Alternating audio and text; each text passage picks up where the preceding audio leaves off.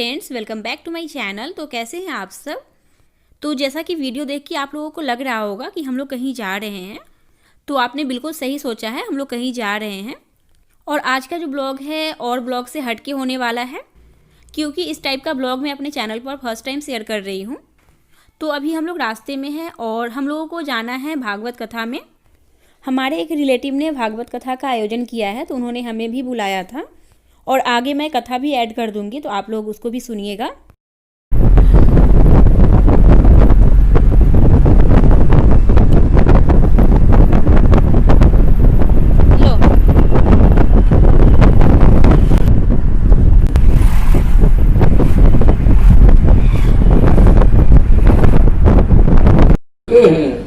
स्वाध्याय मरणम ध्रुवम, संध्या समय पढ़ना तो उससे आयु नष्ट हो जाती है। और संध्या समय सोना, यदि संध्या समय सोने वाला बिल्कुल दरिद्र होगा, और संध्या समय मैथुन करना, गर्भाधान करना, ये चारों कर्म बिल्कुल वर्जित हैं। तो महर्षि मैत्रेय ने कश्यप जी को समझाया, श्री हरि कश्यप जी ने यानी दिति को समझाया। फिर संध्या बेला के स्वामी भगवान रुद्र अपने गणों को लेकर इस समय घूमते हैं कि कौन क्या कर रहा है। उस समय जो सत्कर्मों में लगा रहता है, भगवान शिव उसकी मंगल कामना करते हैं, और जो बुरे कर्मों में प्रवृत्त रहता है, भगवान शिव उसे अभिशाप देते हैं। इसलिए अभी समय उपयुक्त नहीं है। लेकिन दिति कामार्थ हो गई थी। दिति ने कश्यप जी का वस्त्र पकड़ लिया, निकालिए, वह मन का भयंकर शत्रु है, वही अपनापन और परायापन जन्म मृत्यु का कारण है। ऊपर से तब कहिएगा कि हम घर में रहते हैं, परिवार में रहते हैं, ऊपर से व्यवहार कीजिए और भीतर से सब में भगवान का निवास है। यही भागवती दृष्टि है, यही भागवत सुनने का फल है। महाराज मत्रस्तु सर्वत्र, सब प्राणियों के प्रति, मनुष्य तो क्या, यानी बाघ सब। पतंजल कहते हैं तुम्हारे पिता मुझसे द्वेष करते हैं। सत्पुरुषों में जो गुण होता है, वही जब दुष्ट पुरुषों में उत्तम कुल, युवावस्था, सुंदर रूप, विद्या, तेज और प्रभाव, यह जब दुष्ट पुरुषों में आता है तो उसके विनाश का कारण बन जाता है। उसके अभिमान को बढ़ाकर महाराज भगवान शंकर जी ने कहा कि तुम्हारा जाना उचित नहीं। लेकिन यह बात सती को पसंद नहीं आई। सती विदा हो गई, क्योंकि सती का मरण काल आ गया था। देखिए, दुर्गा जी का जन्म होता है और दुर्गा जी की मृत्यु होती है। महाराज देवी सती ही उसके प्रमाण है, क्योंकि भगवती दुर्गा कात्यायनी योग माया ये नित्य धाम में जो भगवान श्री राधा माधव की सेवा करने वाली जो अचिंत लीला महाशक्ति भगवती जोग माया है, वे सच्चिदानंदमयी है। उनका जन्म मृत्यु नहीं होता, उनकी ही छाया धरती पर दुर्गा जी के रूप में विराजमान है। यह भगवान की बहिरंगा माया है, इनका जन्म होता है, मृत्यु होती है। या अपने पूजा करने वालों को अनेक प्रकार के लौकिक वरदानों को भी देती है।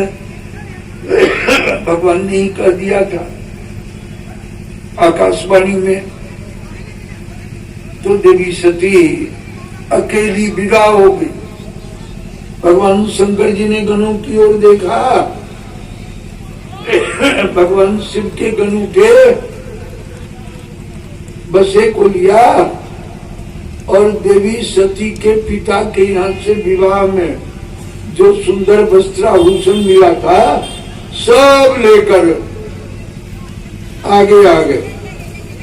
अब देवी सती को बस्से पर बैठा लिया, यज्ञशाला से पहले ही उतार दिया। देवी सती यज्ञशाला में गई, अपने पिता को प्रणाम किया, लेकिन दक्ष दूसरी ओर घूम गए। दक्ष ने कुछ नहीं पूछा। यानी माँ के अतिरिक्त सती से कोई मिल नहीं रही है, न सती की बहनें मिल रही हैं, न मौसियां मिल रही हैं, सबको दक्ष प्रजापति का डर है।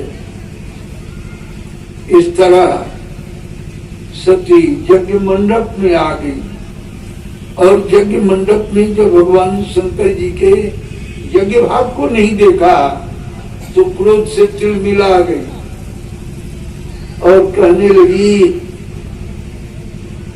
कि पिताजी, संसार में सब लोग शंकर जी से प्रेम करते हैं, आप ही ऐसे दुष्ट हैं जो भगवान शिव से द्रोह करते हैं।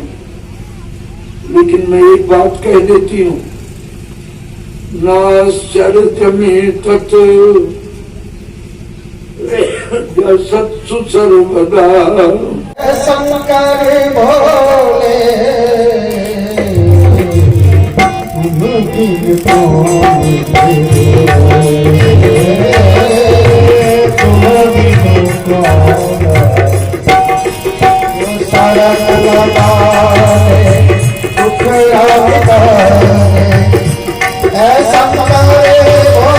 कि हम किसी जन्म में हमने कभी कोई पाप नहीं किया है कोई दावा करे? किन किन जन्मों में हम आप लोगों ने क्या क्या किया है, ईश्वर के सिवा किसी को पता नहीं। और पाप पुण्य की भी सही सही परिभाषा ईश्वर के अतिरिक्त दूसरे को मालूम नहीं। महाराज, लेकिन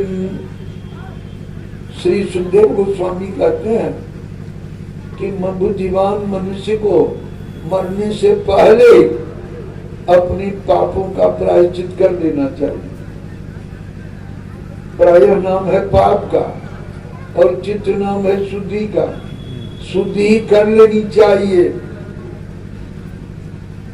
लेकिन मान लीजिए किसी से कोई पाप हो गया, उसने उसकी शुद्धि की, प्रायश्चित कर लिया और फिर उससे वही पाप हो गया,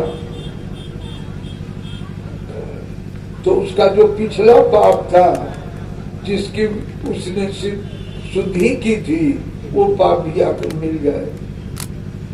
बड़ा कठिन है। राजा परीक्षित ने कहा, भगवान ये तो ऐसे ही है कि मन ने कुंजर शौचवत, हाथी को स्नान करा दीजिए और हाथी जब चलेगा तो धूल ले लेकर चूहों से ऊपर फेंकता रहता है, तो हाथी के स्नान के समान हो। परमहंस शिरोमणि सुखदेव गोस्वामी ने कहा, खूब ध्यान से सुनिए कि कर्म न कर्म निरहारो विनोयात्यंतिकयिष्यते अविद्वद अधिकारित्वात् प्रायश्चित्तम विमर्शनम। कर्म मार्ग कहते हैं कि कर्म मार्ग से कर्मों की संपूर्ण शुद्धि नहीं होती, संपूर्ण शौच नहीं होता। शौच माने पवित्रता। लोग शुद्धि के लिए यानी तपस्या करते हैं, ब्रह्मचर्यादि व्रत का